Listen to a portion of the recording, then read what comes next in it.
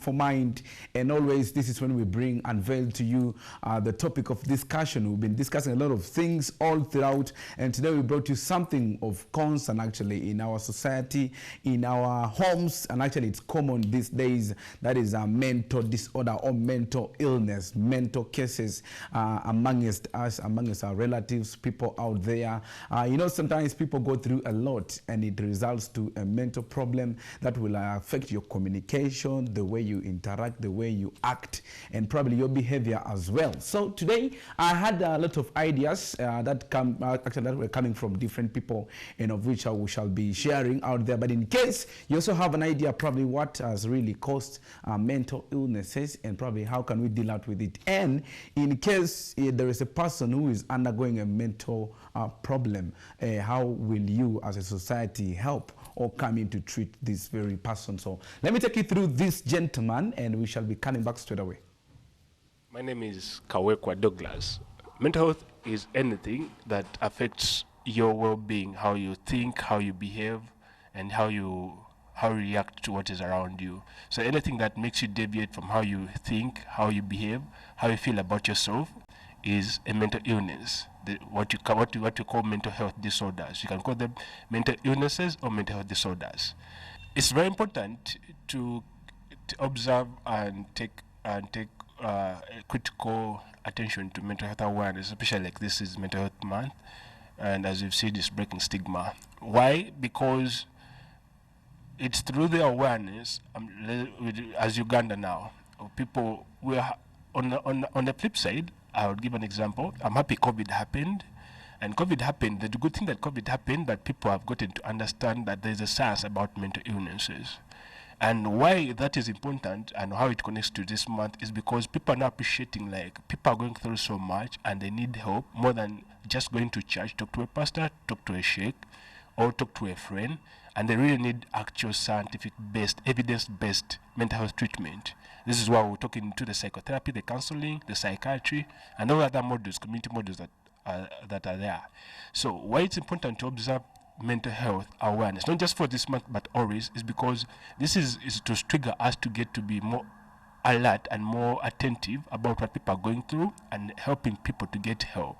And this comes in the aspect like when you know what someone's going through and you can't explain it, you know, like there's a problem with it, the emotional being, the spiritual being, or how they feel about themselves. What you talked about, the mental illnesses, and that's going to make it very easy for people to support each other about getting treatment. Just like you would see someone who's having a high temperature and you immediately think that's malaria. This is the same thing and the same importance to mental illnesses.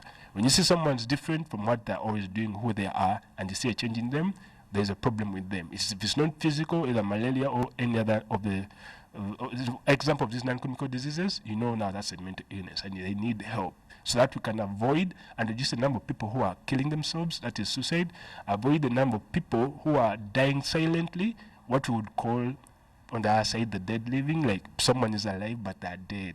You see them walking, talking to them, coming to office, but they're dead inside. And any trigger, these are the people who easily snap because they're dead inside and there's so much going through them. You're going to knock them and they'll hit you up with a glass and you may die. And these are the things that people are going through right now, and we talk to these people. In schools, people are going through a lot from home, the children, the young ones. Like an example last week, on social media, the story that was going on about the parent who found the son defiling the sister.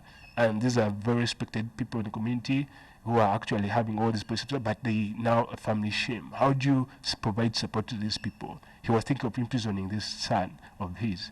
How do you make it like, you know, these people are going through these things, but there's help that can be provided.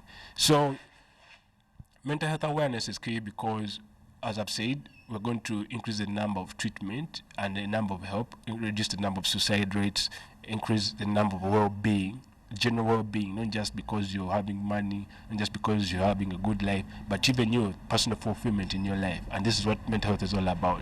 My advice to any youth, any young person going through a mental disorder or a mental illness as depression, stress, anxiety, post-traumatic stress disorder, all these, one thing I'd like to bring to your alert is silence is good, but it's minimal. It works for a small period of time.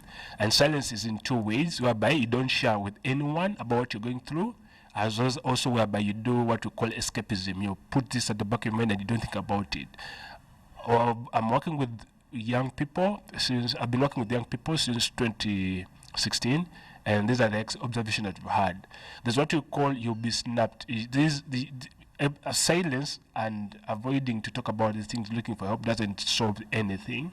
I would urge you to it. I know when you're at school, especially when in your communal areas, it's so hard to get someone you trust to share with because of what they'll backbite and all that. But I'll urge you to look out for people you may trust. This could be through online platforms like MindLyfe.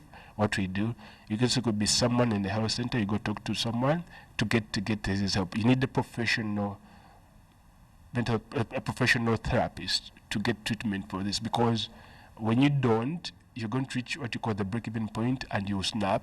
And then when you keep quiet for long, you'll start thinking about suicide,